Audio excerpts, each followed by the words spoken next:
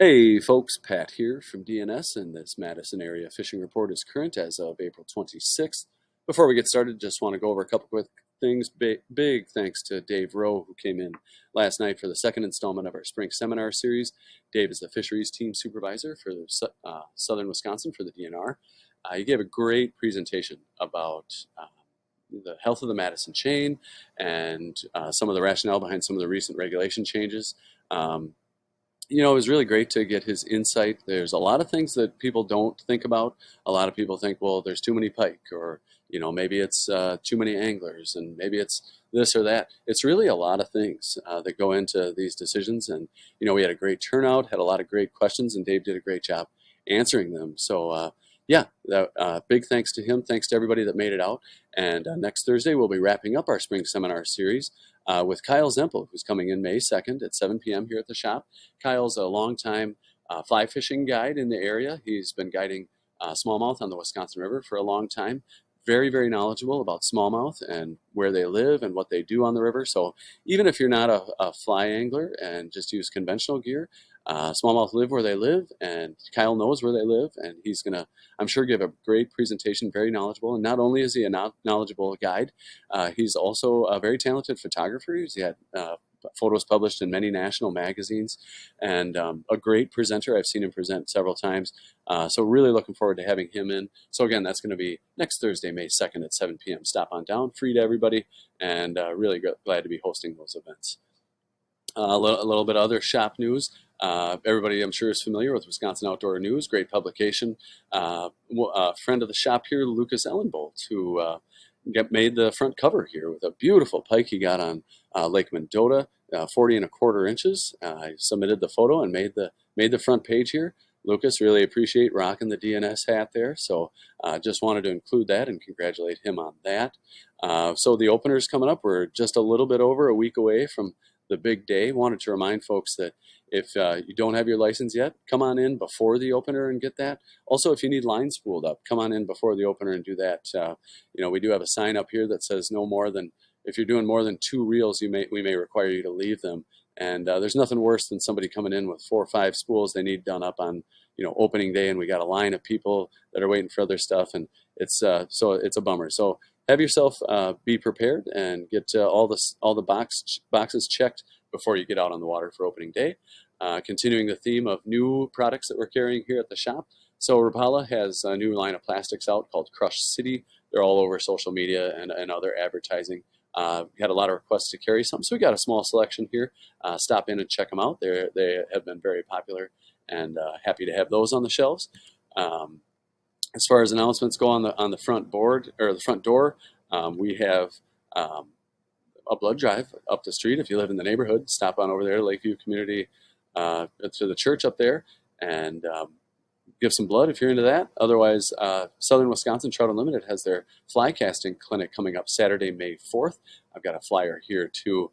And this is really a great event. If you've ever been interested in getting into fly fishing or even just checking it out, it's on Saturday, May 4th. I know that's opening day, so for a lot of you, you're going to be busy. But if you want to avoid the chaos of being out on the lakes and streams and want to maybe get a taste of what fly fishing is like, they got rods on hand, experts from the chapter that are going to be there to help people cast.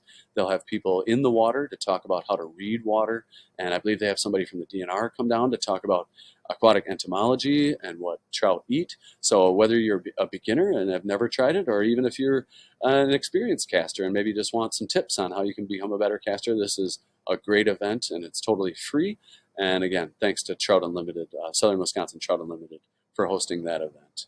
I think that pretty much does it for the announcements, but so we can get into the report. Well, this week, weather-wise, we had some cooler seasonal temps this last week with a little cool down the last couple days, which seems to have slowed the bite around town just slightly. Some rain coming through this weekend, but next week looks like they're calling for highs in the upper 60s, so some good opportunities to get out and do some fishing. The Mendota buoy out here still isn't up, but our friend Rick Kruger has been out on many local lakes lately. He said he found 49 degrees surface temp on Mendota yesterday and almost 52 on Kegonsa a couple days ago, which kind of checks with the normal pattern. If it's 49 up here, you can bet it's going to be 50, 51 down here and 51, 52 down, as you move down the chain, the water slowly warms. So big thanks to Rick for posting those temps and letting us know what's going on out there till the buoy comes back up. Of course, generally around the chain, of course, game fish season remains closed until May 4th. But with the nicer weather we've been having, more folks have been getting out on the water, and the fish are generally in a better mood every day. The panfish bite has been good and getting better in several areas around town and beyond. Catfish action has been good up here on the north side. And early season catch and release bass is open now, and they've got their pre-spawn feed bag on. So I'm hearing more and more about a lot of good days out there for folks. Post-spawn walleye fishing on the rivers has been good. And of course, this is also a great time to get out and enjoy early season catch and release trout fishing before the weeds and bugs and heat get too crazy. So a lot of great opportunities to get out there and enjoy spring. With a little more detail here, we'll get up to Cherokee here. I've been hearing about more and more crappies moving in here to the Cherokee Bay area. You know, they've kind of moved out of I don't know, maybe the catfish have kicked them out, but either way, they're moving up into the marsh here. So they've been getting some crappies up here. Also, the bass anglers have been finding some bass in there, but small pike and stuff still kind of reigns supreme up there and have been causing people, some headaches because pike, of course, isn't open, and then the bass anglers wind up getting a bunch of small pike. But either way, there's fish up there. Down to the 113 bridge, like I mentioned, the catfish have moved in there, and I've been seeing a lot of beautiful catches. Last night in Dave's presentation, it was interesting. Folks were asking about the catfish population, and it seems that that's on its way out. A lot of the fish in the system right now are big fish. You don't see small fish coming up behind them.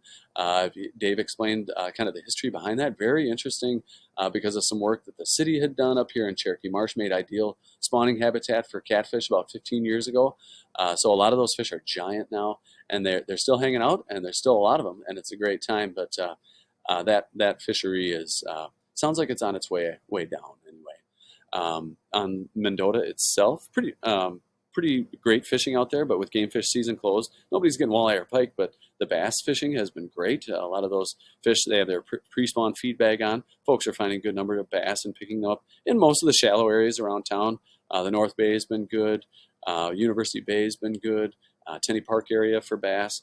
Otherwise, really, in general, if you're looking for fish, you're just going to, especially on Mendota being such a deep, cold lake, you're going to want to look for shallow areas that warm up early. So a lot of your inlets are good spots. You got Mendota County Park over here, Pheasant Branch, Marshall Park, Spring Harbor. Just go around the shore, University Bay. All these spots have fish up in them right now. And whether it's bluegills, they're getting some bluegills up there.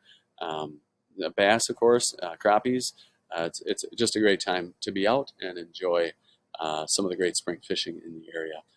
Like I mentioned, they are getting fish up here on the Tenney Park breakwall, but the area below the Tenney Park Lock and Dam is closed for 800 feet below the dam, which is basically down to East Johnson Street. I have been hearing about some bass coming out of the Tenney Park Lagoon, however. Otherwise, moving downriver there, where the Yahara dumps in here on Lake Monona is always a pretty great spot. That current draws a lot of fish in. I should say, too, up here at the Tenney Park Locks, I've been hearing good reports of some really nice walleye backed up there, some muskies and some sturgeon showing up. So if you want to go fish watching, that's a great spot to do it this time of year, right down at the Lock and Dam. Otherwise, yeah, moving on to Monona, pretty much the same deal on Monona as Mendota. Shallow water is holding most of your fish this time of year. A lot of good bass reports I've been hearing, and Dave in his presentation last night was talking about how the bass population on Monona is getting better and better every year. But if you're looking for fish, or probably the best bite in town really has been down here at the triangles along the tracks and in Monona Bay. Great crappie bite down there. It seems spotty during the day with some bluegills mixed in, but the best bite's been in the evening and even after dark. Folks have been getting fish. Lake Wingra, all full of small panfish, but again, with Dave's talk last night, he was talking about how Wingra, the largemouth bass population in there is really being picked up, and I mean that stands to what I've seen on social media. A lot of folks catching some real giant smallmouth in there, so maybe that's a good spot to get in and enjoy some of this early season bass action before the weeds get too thick. Otherwise, this panfish bite in there is great. And Dave was saying hopefully a largemouth will start to clear out some of those small panfish and make the size structure of the panfish in Wingra better in the next couple of years. So we'll see about that. Otherwise, the area here below the Wingra Dam is closed as a fish refuge until the middle of May. I know there was muskies in there last week. I'm not sure if they're still in there. They're going to be moving on here pretty soon, though. Otherwise, out on Monona itself, again, shallow bays, Turville Bay, Weechawbuck Bay, formerly known as Squaw Bay, these little channels over here and up into Winnequa. Lagoons have been holding fish. I've been hearing about some nice fish coming out of Winnequa Park, but you got to kind of sort through them too. But moving down south of Monona here, the Lattice Park area is always a great early season panfish spot. I've been hearing about some gills in there with spikes working well for those fish, and a plastic under on a small jig, like a minnow-shaped plastic under a small jig, under a bobber has been working great for crappies, and that goes for all the other places I talked about. The tracks over there, up in Cherokee, anywhere there's crappies, a little crappie-shaped plastic under a bobber can be great. But also, your classic crappie minnows working really well for those fish. If you get down into upper mud, the dredge hole over here is loaded with panfish right now, and a lot of great bass action in the shallow areas around and in Mud Lake. I haven't heard a lot out of Lake Farm, but usually there's some fish hanging out there. Otherwise, on Wabisa itself, again, look for shallow water. I've been hearing about a few crappies in the Babcock to Bible Camp areas over here. Otherwise, there's been a decent bluegill bite on the South Bay down here, where the bluegills are kind of staging. In a little deeper water, I'd look, 10 feet or less, but not super shallow. They're staging in there to get ready to spawn. Down in Kegonsa, I haven't heard much other than there are some fish starting to show up at the Fish Camp County Park area. This is, of course, a big shallow area where the Hart River dumps in, so a lot of great things there that attract fish this time of year. Otherwise, down on the Rock River, it's still running high down there, so not a lot of great fishing right now in the river itself, but the levels are coming down. We'll see what this rain that's coming through this weekend does. But otherwise, a lot of the post-spawn walleyes have moved down out into Lake Koshkonong. I know they've been getting fish down there a lot in this shallow area up here, but I mean, the whole lake is really pretty shallow. So the fishing down there looks like it's been pretty good from what I've seen on social media. And those walleye are ready to eat. Otherwise, as far as other bites go, Beaver Dam up here, great eater catfish bite still going on over there. And the crappie bite up near shore has been good.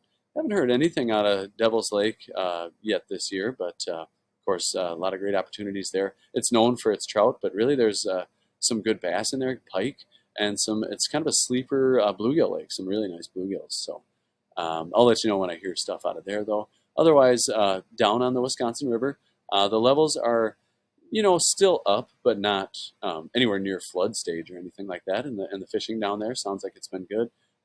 Action at the Prairie du Sac Dam has slowed as far as walleye and sauger go as those fish have moved down. And you're going to hear that about a lot of the dams as we move up the river here. But white bass have started to move in there, and that action's been good. And a lot of smaller, still males hanging out there at the dam area. Otherwise, on Lake Wisconsin, the walleyes that moved upriver to spawn have started to move back down in. And I've heard about folks getting some good fish. Especially up here in the kind of the north end of the lake there, where it's nice and shallow. A lot of good fish coming out of there. Panfish coming out of a lot of your shallow areas and inlets around the lake, enjoying the warmer weather there. Good to see those fish got their feed bag on after spawn. But as you move up the river, the area between Portage and Wisconsin Dells has some great water in there, especially for smallmouth. I heard about some catfish in the Portage area, but the Wisconsin Dells Dam has been fishing really well. The walleye and sauger as well have moved out of there and back downstream. But the white bass bite up there has been good, and I've heard about some crappies. I had quite a few folks coming through the shop getting crappie minnows and stuff for those fish. But also on the white bass side of things, don't forget about walleye flies. They're very effective for white bass as well. And of course, we got those here at the shop. Castle Rock Dam, same thing. Walleye and sauger have kind of moved out, but the white bass are moving in there. And always a nice mixed bag, both there and at the Petenwell Dam. I haven't heard much out of Castle Rock or Petenwell. Other than up on Petenwell, I heard they've been getting some walleyes up shallow in less than 5 feet of water, and with that awesome post-spawn bite that's going on.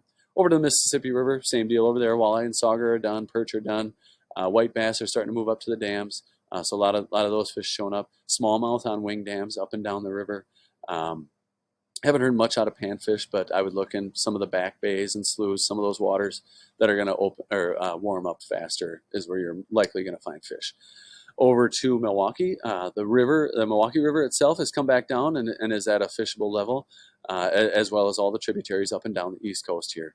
But and it sounds like there's still a few steelhead hanging out, but a lot of those fish are starting to move on. So that's pretty much done. And I've heard about some smallmouth starting to move back into the river. So those fish will move back in. And that smallmouth fishery, I think is going to be really great. It just seems to get better and better every year. And all the work they've done to clean up the river and with the pollution in there has really paid off greatly. So that smallmouth bite is great all summer. Good pike in there, and those fish will move out when the salmon come back in. But otherwise, yeah, all the way up the East Coast. Oh, coho salmon, I've heard have been starting to show up near Racine and Kenosha. Those fish will continue to move up the East Coast here as water temps warm up, and I'll try to keep you posted there. Post-spawn walleye bite out on the Bay of Green Bay is still going on, so get up there and enjoy some of that. Those fish are hungry and large and fight like tanks. The white bass bite is running on the Fox River over here near Lake Winnebago. Other than that, I don't really have much else to report as far as lake fishing go, but stream fishing around the Madison area has been good. We had some high water recently, especially like south and west of Madison, but that's come down. And when I drove over the creeks earlier this week, Gordon Creek looked good, Kittleson looked good, so a lot of good flows here. The creeks further west of Madison, out past Dodgeville and that, are still running low and clear, but fishing's been pretty good.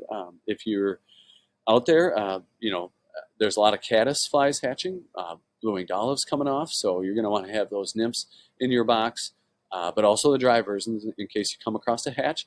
Otherwise, on the nymph side of things, like I said, they have those blue-winged olives and caddis, but leeches, woolly buggers, always a pretty safe bet for running through deeper holes, and any streamers work on the fly fishing side of things. On the conventional side of things, you got rapalas, panther martins, crappie tube jigs, spoons, all work really well. So yeah, it's a great time to be out there before the weeds get too thick and enjoy some great trout fishing. Of course, it is the early season, only catch and release is allowed, and artificial lures can only be used. As far as the Happy Fly Day presentation, we've been talking about caddis lately, and I got some soft tackle nymphs here. So these flies run just under the surface of the water. A lot of times, you might see a hatch come off, but you're not seeing fish rising to it. A lot of times that could be that those fish are taking dries and fish and bugs that are struggling that get washed into some current if you're in a tail out area. And if that's the case, running soft tackle flies can be really effective. I picked some out here. These, what do you call them, hare's ear, soft tackle hare's ear. This is a squirrel nymph with a bead on it. All these can be great options for caddis this time of year. But again, blue-winged olives and all that also, you're going to want to have those in your box in case a hatch is coming off. All right, well, I think, we ran a little bit long here, but a lot of great information. And if you feel like you have any further follow-up questions to anything, feel free to call the shop, 241 I'm sorry, I forgot the number, 241-4225 if you want to call the shop. Otherwise, yeah, swing in. Good luck out there. Thanks for tuning in. Post your comments and catches below, and we will talk to you next week. Take care.